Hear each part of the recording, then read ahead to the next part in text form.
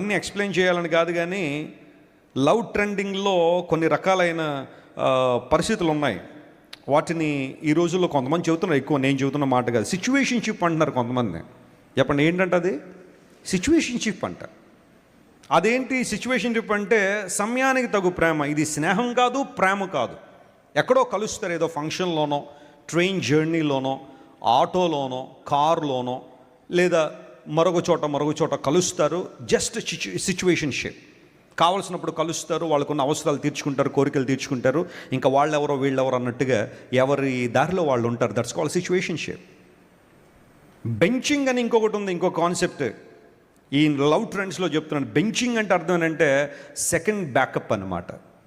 ఎవరికో girl friend ఉంటుంది, లేదా బాయ్ ఫ్రెండ్ ఉంటాడు ఒక అమ్మాయికి, బ్యాకప్ ఇంకోళ్ళు పెట్టుకుంటారు. వీడు ఎప్పుడైనా దూరం అయిపోతే వెంటనే వాళ్ళకి ఫోన్ చేసేయడం, వెంటనే వాళ్ళకి టెక్స్ట్ చేయడం. ఎక్కడో విన్నాను, 5 రోజులు బ్రేకప్ అయితే 5 నెలల నుంచి రిలేషన్షిప్లో ఇంకోళ్ళని తీసుకొస్తారట. Which is not good at all. Benching, second option. నువ్వు కాకపోతే ఇంకొకళ్ళు అన్నట్టుగా కొంతమంది బెంచింగ్ అనే ఆ భయంకరమైన పరిస్థితుల మధ్య. నో స్ట్రింగ్స్ అటాచ్డ్ అని ఇంకొక కాన్సెప్ట్ ఉంది. నో స్ట్రింగ్స్ అటాచ్డ్ అంటే కేవలం శరీర సంబంధమైన కోరికలు మాత్రం తీర్చుకుంటారు, మనసులు మాత్రం కలవు. వారి మనసులు విరుద్ధంగానే ఉంటాయి, వారి ఉద్దేశాలు విరుద్ధంగానే ఉంటాయి. But they always meet to desire their physical needs. No strings attached. Cuffing అని ఇంకొకటి ఉంది. కఫింగ్ అని ఇంకొక ట్రెండ్ ఏంటి అంటే కొన్ని సీజన్స్లో మాత్రమే వారు కలుస్తారు. ఆ తర్వాత వాళ్ళు వీళ్ళెవరో తెలియదు. కొన్ని సీజన్స్ మాత్రమే. అవన్నీ నేను మరలా ఎక్స్ప్లెయిన్ చేయాలన్న ఉద్దేశం కాదు. ఆ తర్వాత షుగర్ కోటింగ్ అని ఇంకొక ట్రెండ్ ఉంది. షుగర్ కోటింగ్, కాకరకాయకి చాక్లెట్ రాయడం అన్నమాట షుగర్ కోటింగ్ అంటే. ఇది డేటింగ్ కూడా కాదు, లేదా డీలింగ్ కూడా కాదు. కేవలం వీరిద్దరి మధ్య గిఫ్ట్స్ ఎక్స్చేంజ్ మాత్రమే ఉంటుంది. As long as the exchange gifts, their love is okay. ఏదో గిఫ్ట్ ఇవ్వాలి. ఆ అబ్బాయి అయితే అమ్మాయిని ప్రేమిస్తాడంట, ప్రతిసారి నెలకోసారి ఏదో గిఫ్ట్ కొనిస్తేనే ఆ అమ్మాయి వీడితో ఉంటుంది, లేదా అమ్మాయి ఏమైనా గిఫ్ట్లు ఇస్తేనే వీడు ఉంటాడు. ఇది కేవలం ఒక బిజినెస్ డీలింగ్ తప్ప నిజమైన ప్రేమ అక్కడ ఉండదు. అందుబట్టి కొంతమంది ప్రేమ అనే ముసుగులో ఈ భయంకరమైన అవసరాలు తీర్చుకునే ప్రయత్నం ఉంటుంది చాలామందిలో. నీతో మాట్లాడదాం ఉంది కానీ ఫోన్ ఛార్జింగ్ లేదు అంటే, ఫోన్ ఛార్జింగ్ అంటే రీఛార్జ్ లేదని. ప్రియతమా నువ్వు అంత మాట అనాలా? 10 సంవత్సరాలకి రీసెర్చ్ చేయించేస్తానండి.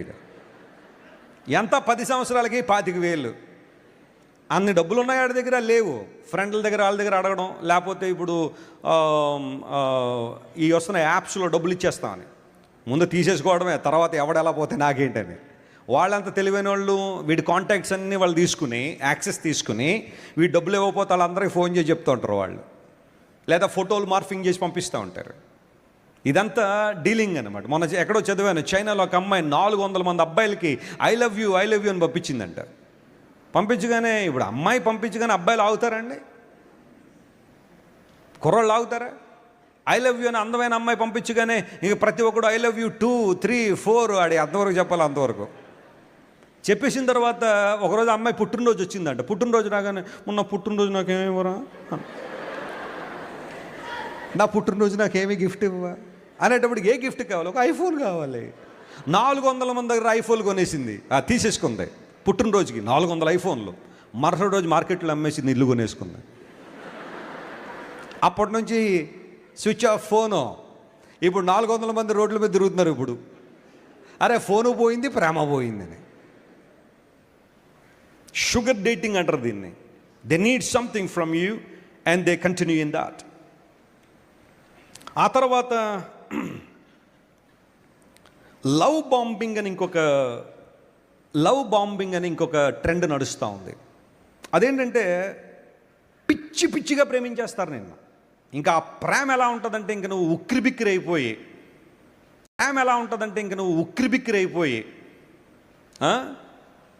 నువ్వు XXL సైజులో ఉంటే ఎస్ సైజులో టీషర్ట్ వేసుకున్నట్టుగా ఉక్కిరిబిక్కిరైపోయి నీకు ఊపిరాడకుండా అయిపోతున్నాడు. అంత ప్రేమ. వారి టెక్స్టులు కానీ, వారి పలకరింపులు కానీ, వారి ప్రేమ కానీ ఇంకా భారీ వర్షాల కన్నా మించి కుమరిస్తారు వాళ్ళు. ఏమవుద్దో తెలియదు, అకస్మాత్తుగా సైలెంట్ అయిపోతారు. అకస్మాత్తుగా ఇంక టెక్స్ట్ ఉండదు, నీకు ఫోన్ ఉండదు, పలకరింపులు ఉండవు, నువ్వు మాట్లాడతానంటే మాట్లాడరు, కనబడతానంటే కనబడరు, డిసపేర్ అయిపోతారు. That's called love bombing. ఇంటెన్షనల్గా నిన్ను బాధపడతారు, ఇంటెన్షనల్గా నిన్ను ఒక డిప్రెషన్లో తీసుకెళ్ళిపోవాలని ఒక ఆలోచన కొంతమందికి. This is called love bombing. ఇది కేవలం అమ్మాయిలే చేస్తారని లేదా అబ్బాయిలే చేస్తారంటలా, బోత్ సైడ్స్ ఉండొచ్చు. లవ్ బాంబింగ్ ఒక్కొక్కసారి విపరీతమైన ప్రేమ కురుమరించేయడం, ఆ తర్వాత కనుమరుగైపోవడం.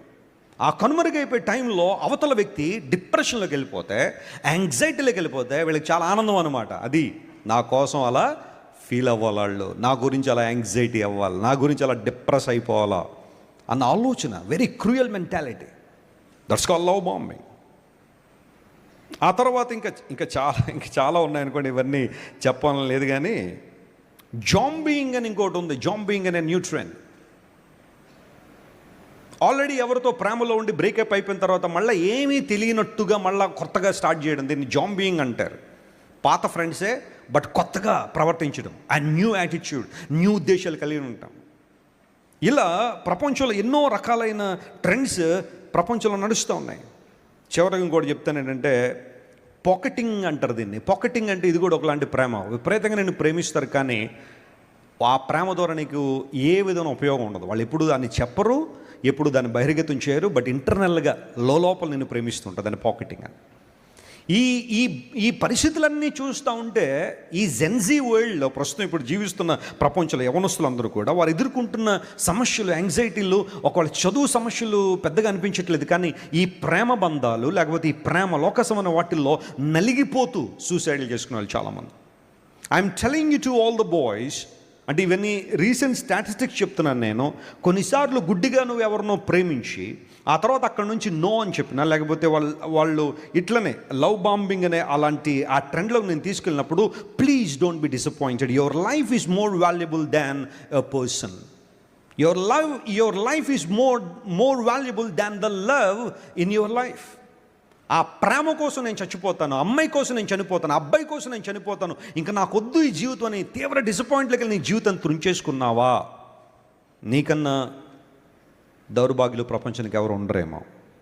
But I want to tell you my friend, when Joseph faced temptation, he fled from it. పరిగెత్తాడు, అందును బట్టే బహుమానం పొందుకున్నాడు. నీ జీవితంలో టెంప్టేషన్స్ రావడం సహజమే. నీ వయసు ప్రభావాన్ని బట్టి, పరిస్థితుల ప్రభావం బట్టి, ఈరోజున సెల్ ఫోన్లు ప్రతి ఒక్కరి చేతిలో ఉండడాన్ని బట్టి చాలా ఈజీగా బ్రేకప్స్ కావచ్చు, రిలేషన్షిప్ స్టార్ట్ చేయడం కావచ్చు, చాలా ఈజీగా జరిగిపోతున్న ఈ ప్రపంచంలో please take care of your life. Please take care of your life. Your life is more valuable than anything else in the world. ఈ లోకంలో అన్నిటికన్నా నీ జీవితం చాలా చాలా ప్రధానమైంది. అమ్మాయిలు జాగ్రత్త, ఎవడో వస్తాను నీ దగ్గరికి, గుండె పగిలేలా ప్రేమించమంటావా, పగిలిన గుండెతో ప్రేమించమంటావా? కవిత్వాలేడికి చదువులో ఉన్నట్టు ఈ పాటికి ఐఏఎస్ ఆఫీసర్ అయిపోతున్నాడు, కానీ అవ్వలేదు వీడు. రోడ్ల మీద తిరుగుతూ ఎక్కడో పట్టేసాడు ఈ కవిత్వాన్ని, పట్టుకొచ్చి అంటాడు నీ దగ్గర గుండె పగిలేలా ప్రేమించమంటావా, పగిలిన గుండెతో ప్రేమించమంటావంటే వెంటనే టెక్స్ట్ అయితే టెక్స్ట్, పేపర్ మీద రాస్తే రాయి, తెలుగులో వస్తే తెగిన చెప్పుతో కొట్టమంటావా, చెప్పు తెగేదా కొట్టమంటావా అని రాసేయి. మళ్ళీ రాడు ఇంక వెనకాల. నువ్వు ఇన్క్లైన్ అయినంత కొలది నీ దగ్గరికి వస్తాడు, వెంబడిస్తాడు, వేధిస్తాడు, బాధపడతారు. కొంతమంది నార్సిసిస్టులు ఉంటారు. కొంతమంది ఆ నార్సిజం మామూలుది కాదు. ఆ వేదన నువ్వు భరించలేవు, ఆ ఆపరేషన్ నువ్వు భరించలేవు. ఎమోషనల్గా నేను డ్రైన్ అవుట్ చేసేస్తారు, చాలా ఇబ్బంది పెట్టేస్తారు, నేను బెదిరిస్తారు, థ్రెటన్ చేస్తారు. నేను చచ్చిపోతానంటారు, నీ పేరు రా చచ్చిపోతాను, నీ భవిష్యత్తు అంతా నాశనం అయిపోద్ది, అది ఇది అని రకరకాల నేను బెదిరిస్తారు. Please don't fall into the hands of narcissists. Be careful about your life. Wait upon God and pray. When the time comes, God gives you a wonderful person in your life with whom you can celebrate your life. అలాంటి వ్యక్తులతో నీ జీవితాన్ని celebrate చేసుకోగలుగుతావు. Please don't fall into the hands of cruel people. That's what Joseph is teaching us today. He fled from the temptation. And finally, Joseph became a blessing to all others. Somebody say hallelujah. యోసేపు అందరికీ ఆశీర్వాదకరంగా మారాడా, శాపంగా మారాడా? ఆశీర్వాదకరంగా. In the time of famine for 7 years all over the world, కేవలం నేను ఆ ఐగుప్తు దేశంలోనూ ఇశ్రాయేల్ దేశంలో కాదు, ప్రపంచం అంతా కరువు వచ్చింది ఆ టైంలో 7 సంవత్సరాలు. But Joseph's wisdom saved the world. ప్రపంచాన్ని కాపాడింది యోసేపు యొక్క జ్ఞానము. హల్లెలూయా. దేవుని ఆత్మ కలిగి ఉన్నవాడు కాబట్టే తన్ను తాను ప్రొటెక్ట్ చేసుకున్నాడు, ప్రపంచాన్ని కూడా ప్రొటెక్ట్ చేయగలిగాడు. చప్పట్లు కూడా దేవుని మహిమపరచండి. Is it not a wonderful purpose? Is it not an amazing purpose? ఇది కాదా గొప్ప ఉద్దేశం? Don't become a curse to your family. Don't become a curse to your church. Don't become a curse to your community. Become a blessing with the help of God. యోసేపు wait చేశాడు దేవుని సమయం కోసం. దేవా, ప్రపంచం అంతా నన్ను ఎదిరించిన, నన్ను వద్దన్న, కాదన్న, తిరస్కరించిన, I wait upon your time and I wait upon your will. నీ చిత్తం కోసం నేను కనిపెడుతున్నాను. దేవుడు యోసేపుని తీసుకెళ్ళి గవర్నర్ స్థానంలో పెడితే అతనికి స్ట్రాటజీస్ అన్నీ కూడా ప్రపంచాన్ని దీవెనకరంగా ఉన్నాయి, ఆశీర్వాదకరంగా ఉన్నాయి.